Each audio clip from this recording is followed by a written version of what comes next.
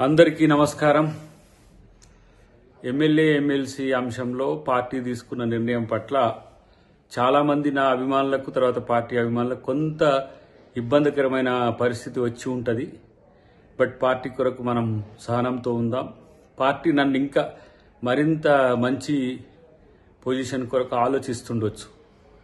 కాబట్టి ఇది రాకపోవడం వల్ల ఏదో అద్దంకి దాయకరన్న మీద ఏదో కుట్రనో నష్టం జరుగుతుందని భావించకండి. ఎందుకంటే డెఫినెట్గా నా పట్ల కేంద్ర పార్టీ కానీ రాష్ట్ర పార్టీ కానీ చాలా సీరియస్గా కన్సర్న్ ఉన్నది. అది నాకు కూడా తెలుసు.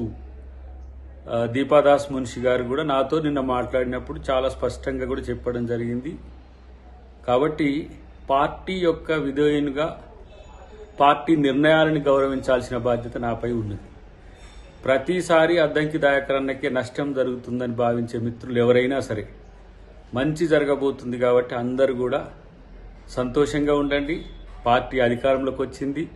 దాయకర్కి అవకాశం ఇవ్వడం అనేది పార్టీకి చాలా చిన్న విషయం. కాబట్టి దీన్ని మనం పెద్దగా చూడకుండా పార్టీ భవిష్యత్తును మరింత ఆలోచించే వాళ్ళుగా మనం అందరం కూడా రేపు ప్రజల పాలన ఎట్లా ఉంటుందో మనం అందరం కూడా కలిసి ముందుకు తీసుకుపోవడానికి ముఖ్యమంత్రి గారికి కేబినెట్కు మనం అందరం కూడా సహకరించాల్సిన అవసరం ఉంది. నన్ను పార్టీ మంచి అవకాశం ఇస్తుందని నేను ఆలోచిస్తున్నాను. Thank you very much. జై కాంగ్రెస్, జై హింద్.